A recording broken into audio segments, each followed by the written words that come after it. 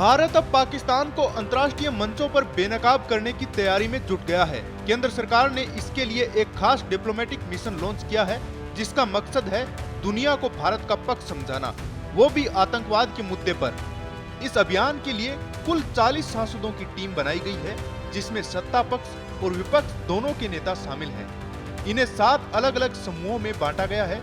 ये टीमें America, Britain, Qatar, दक्षिण अफ्रीका और यूएई जैसी प्रमुख जगहों पर जाकर भारत का संदेश पहुंचाएंगी। इस पूरे मिशन में एक नाम सबसे ज्यादा चर्चा में है, वो है कांग्रेस सांसद शशि थरूर का। सरकार ने जब इस डेलीगेशन में शशि थरूर को शामिल किया तो कांग्रेस ने आपत्ति जता दी।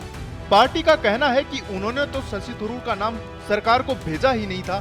कांग्रेस की ओर से जिन 4 सांसदों के नाम दिए गए थे वो थे आनंद शर्मा, गौरव गोगोई, डॉक्टर सैयद नासिर हुसैन और राजा बरार। इस विवाद के बीच खुद शशि थरूर ने सोशल मीडिया पर अपनी बात रखी है। उन्होंने लिखा कि जब देश के हित में सेवा की बात आती है तो वो कभी भी पीछे नहीं हटते। उन्होंने इस जिम्मेदारी को सम्मान बताया। अब सवाल उठता है कि आखिर शशि थरूर ही क्यों?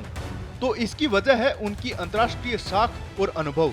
शशि थरूर संयुक्त राष्ट्र में सालों तक वरिष्ठ पद पर काम कर चुके हैं। उन्हें कूटनीति की गहरी समझ है।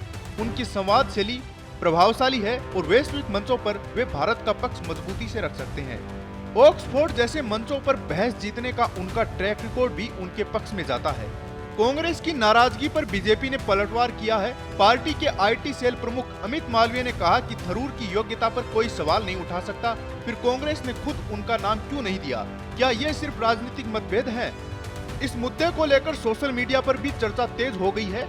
कई बीजेपी नेताओं ने कांग्रेस को घेरते हुए कहा कि जब बात देश की हो तो राजनीति से ऊपर उठना चाहिए। अब बात करते हैं उन 7 सांसदों की जो इस अभियान में भारत की आवाज बनकर सामने आएंगे। इनमें शामिल है Shashi Tharoor Congress, Ravishankar Prasad Bharatiya Janata Party, Sanjay Jha JDU, Baijayant Panda BJP, Kanimozhi DMK, Supriya Sule NCP, Shrikant Shinde Shiv Sena. ये सभी नेता अलग अलग देशों में जाकर वहां के नेताओं, मीडिया और संगठनों से संवाद करेंगे और आतंकवाद के मुद्दे पर भारत की बात रखेंगे। ये पहली बार है जब मोदी सरकार ने इस तरह सभी दलों को साथ लेकर विदेशों में जाकर भारत का पक्ष रखने की योजना बनाई है।